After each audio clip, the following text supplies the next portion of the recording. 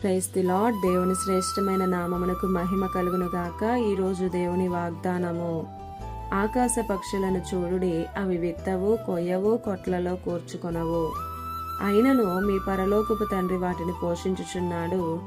మీరు వాటికంటే బహుశ్రేష్ఠులు కారా? మత్తయి సువార్త 6వ అధ్యాయము 26వ వచనము.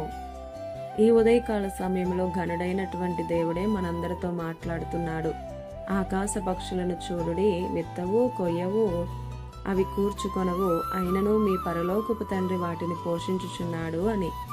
అవును, వాటిని పోషిస్తున్నాడు, కానీ వాటికంటే మనము శ్రేష్ఠులము అని.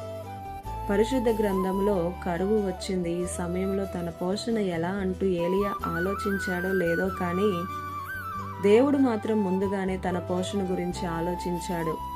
అందుకే కేరీతు వాగు దగ్గరకు వెళ్ళు, నీకు ఆహారం అందించమని కాకులకు ఆజ్ఞాపించాను అని అన్నాడు దేవుడు. ఆ ప్రకారం వెళ్ళిన పిమ్మట కొద్ది రోజులకి వాగు ఎండిపోయింది. కాకులు ఇక వస్తాయో రావో, ఇప్పుడు నాకు ఆహారం ఎలా, నా ఆధారం ఏమిటి అని ఏలియా చింతించలేదు. కారణం ఏమిటంటే తన ఆధారపడింది కాకుల పైన కాదు గాని మహత్తు గల తన నోటి మాట చేత సమస్త జీవులకు ఆహారం అందించగల పోషకుడిపై. నీవు నమ్మిన ఆధారం, నీ ఆదాయం, నీ ఆస్తిపాస్తులు పోయాయి అని చింతించకు. ఎందుకంటే దేవుడే నీ ఆధారం అవ్వాలి, దేవుడే నీ పోషకుడు అని గుర్తించి దేవునిపై ఆధారపడడం నేర్చుకో.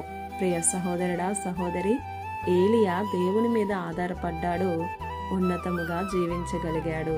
ఆమేన్. ఈ దిన వాగ్దానం మనందరి జీవితాల్లో నెరవేరాలని కోరుతూ దేవుని సువార్త పరిచర్యలో మీ సహోదరి Prasanna. God bless you. Amen.